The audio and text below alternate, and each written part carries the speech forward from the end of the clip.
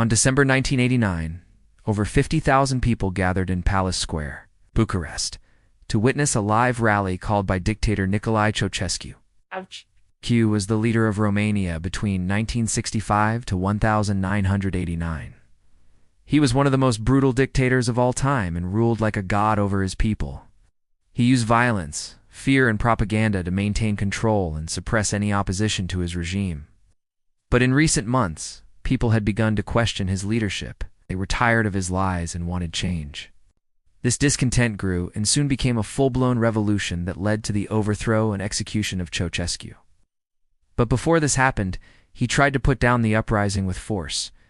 On December 17, 1989, thousands took to the streets of Timișoara to protest against the Ceausescu regime. The protest was sparked when a local priest criticized the government's decision to remove him from his post. The government responded with a violent crackdown, beating and arresting hundreds of protesters. News of the crackdown spread quickly throughout the country, enraging people who began to take to the streets in cities across Romania. By December 20th, the protests had reached such a fever pitch that the government declared martial law and called in the army to restore order. But instead of putting down the protests, the army refused to fire on the demonstrators, many soldiers defecting and joining the protesters instead. This is the story of what happened when Nicolae Ceaușescu tried to silence the revolution with a live rally. But first, if you would like to help us reach our goal of 1 million subscribers, then please hit the like button and stay tuned for a new video every day. Thanks for your support. Ceausescu watched the revolution unfold on television, horrified at the scenes of people taking to the streets and protesting against his regime. He had never seen anything like this before. All of his life he had lived in a world where everyone feared him, and no one dared to speak out against him. But now, it seemed as though his grip on power was slipping, and he needed to do something to stop the protests before they spiraled out of control. He decided to call a rally in Bucharest, the capital city of Romania, in an attempt to show the people that he still had their support.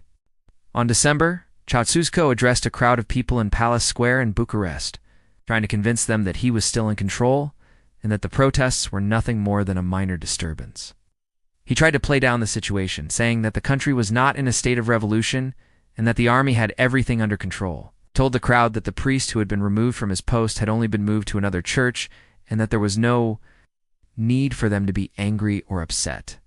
He also promised the people that their wages would increase and pensions would be higher next year in an effort to buy their loyalty.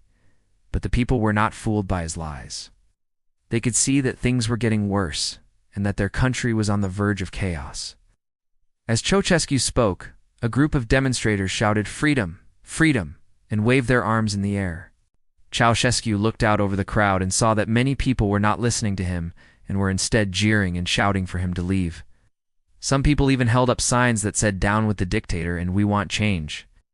Ceausescu's face turned red with anger and he began to shout at the crowd, telling them to be quiet and accusing them of being paid by the opposition to make trouble. But the more he tried to silence the crowd, the louder they got. They began to chant, "Janu, get out," and "Leave, leave, leave." Ceausescu's bodyguards rushed to his side, worried that he might be attacked.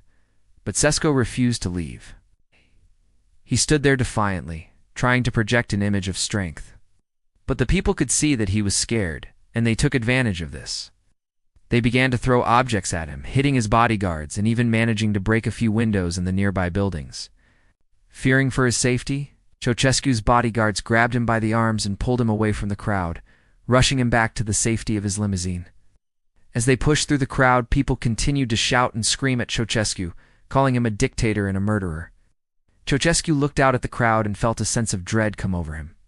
He had never seen so much anger and hatred directed at him before, and he knew that if he didn't do something to change the situation, he would be in real trouble. But what could he do? The rally had been supposed to be a show of support for him, a way to demonstrate that he still had the backing of the people. But it had backfired, and now he was being seen as the enemy. Ceausescu got into his limo and sped away from the square, his mind racing.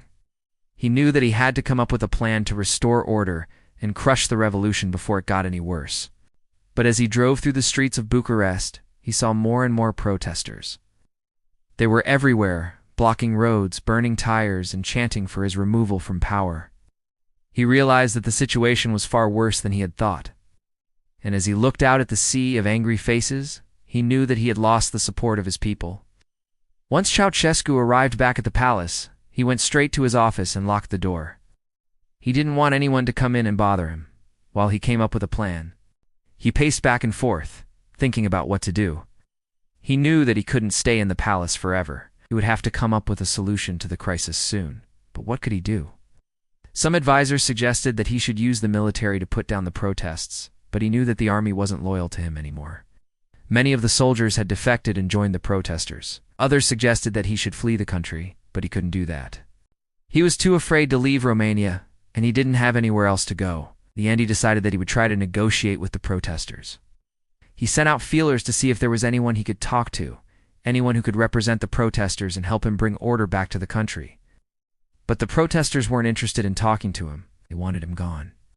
And as the days passed, the protests only grew larger and more violent. Ceausescu became more and more desperate. He tried everything he could think of to restore order, but nothing worked. And as the situation spiraled out of control, he knew that his time was running out.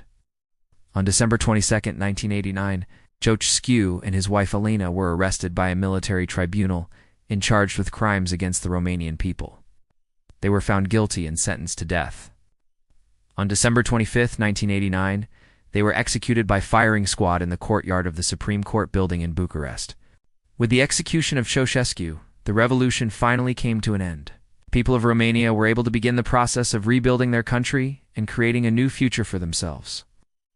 The rally that Ceausescu had planned to show his strength had backfired spectacularly. Instead of showing that he was still in power, he had ended up looking weak and afraid. The people of Romania had shown that they were willing to stand up against their dictator and demand change. It was a victory for the people and a warning to other dictators around the world. If you enjoyed this video, then check out my other videos on the Romanian Revolution. And if you want to learn more about Nicolae Ceaușescu, then check out my video on his rise to power and the secret police force he created to maintain control. Thanks for watching.